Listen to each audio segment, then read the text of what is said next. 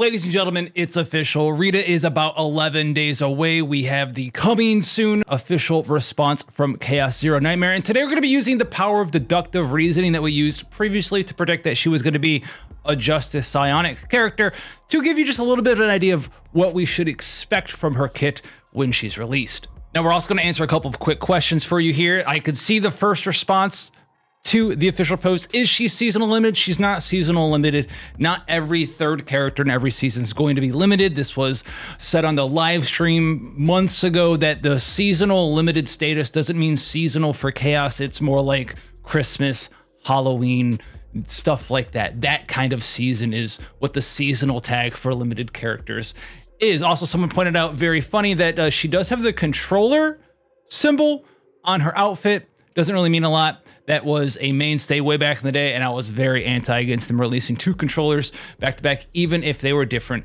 symbols. So what should we be thinking about when we're talking about this character here in the form of a Justice and Psionic character, and why do we predict that? Now, there's going to be two different things you need to realize when it comes to what sort of play style this character potentially will have, and sort of synergies that you want to think about as Rita is released. And you can do a couple of things to sort of get some context behind the ideas of how the developers are creating these characters. Now, if we go to the agent collection and we just look for some psionic characters here, we will see that most of them have some way, shape, or form around generating and exhausting cards and doing damage in that way. One of the few outliers that kind of got the psionic tag, even though she doesn't do that much card generation, was Chizuru. She does still technically do card generation with Shadow of the Moon, and she also has epiphanies for cards like Oni Hunt that can generate cards that want to be exhausted. There's also exhaust versions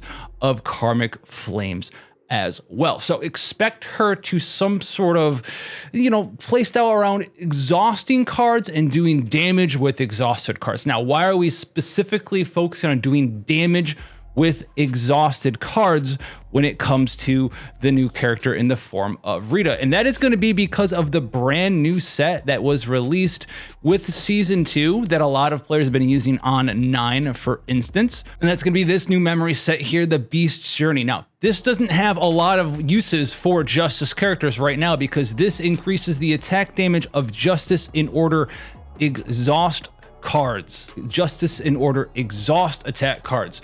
So there's not anyone that's really out there that's a Justice character using this set right now, and which was one of the main things we talked about previously when I said, guys, she's going to be a Justice Psionic character, because, well, those things overlap with the brand new set that was being released. And so this is going to play into the sort of, I want to generate not just exhaust cards when Rita is released, but generate and do damage with exhaust attack cards. Similarly, on top of that, I also want to go out and predict that she's not going to be somewhat similar to the form of like a crazy version of the super exhaust Chizuru playstyle, or even someone like Tressa who wants to generate a ton of exhaust cards and do a bunch of damage strictly off of those exhausted cards, because the new memory fragment set, the Beast Yearning, is limited to 5 times per turn. We've seen a lot of supports as well, on top of just 9 doing damage like a couple of times, maybe more than once, right, depending on what 9 build you're using, with a high damage exhaust card,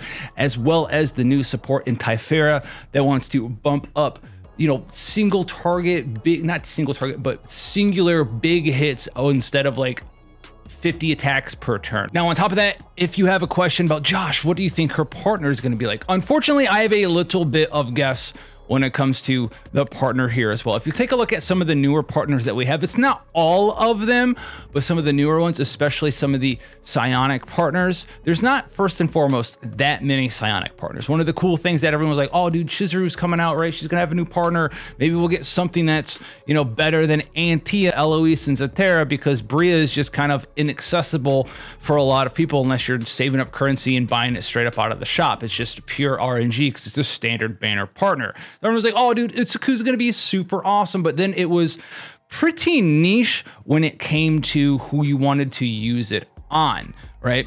Now, we are seeing more and more of this sort of stuff too lately when it comes to newer partners. So if you took a look at the brand new partner for Tefera, right, in the form of Tiana, what do you see here? What do you see here? Oh, there's a little bit of an ability that anyone can use in the first part, but then there's this very pesky order tag, right? If you take a look at someone like Gaia for Narja as well, very pesky looking instinct tag. So I predict that for the partner for Rita as well, it's going to have something that's going to be, you know, universal. It's going to have like whatever she scales off of, attack percent, right, defense percent, whatever. They're adding that to every partner now. And then on top of that, there's going to be something to do with like increasing damage to exhaust cards, increasing damage, or giving some sort of bonus that can generically be applied. And then there's going to be a third ability on the card as well that will be a little bit more restrictive. Now, it's not always, right? It's not always going to be the restriction of it is locked to justice characters. If they want to do that, I 1000% think that's something that they probably will do. And I do think that third part is going to be more niche for her. It might not just be justice locked, because if you take a look at the new partner in the form of Alcia that came out with 9, nothing in here is locked to 9's element. Nothing in here says, oh, Vanguards can use this, but it only does all of the things on the card if you're using it on a green Vanguard. There's nothing on here that says this only works entirely for order Vanguards, but you do notice that the very bottom part of the ability is still restrictive, and it's because it's when a 2-cost or higher card is exhausted, you gain a fixed shield there. So there's going to be a little bit of a balance effort between what it is that they want to do, how much they want the players to, you know, pull for that partner card. Do they want the partner for Rita to be pushed super high, so you want to get it for Rita because it's super good, in the same way that the one for Teferi giving crit chance bonuses and stuff to your entire party has that nice little bonus on there? Or do they want to maybe lower that bonus a little bit like they did with Alcia, still have it be a little bit narrow so it doesn't work with every single iteration of every, you know, different psionic character out there, in the way that 9's card doesn't work fully with every single Vanguard out there, because not every Vanguard is exhausting cards out of their hand every turn like you do when you just normally cast Hue. So those are going to be my predictions for Rita.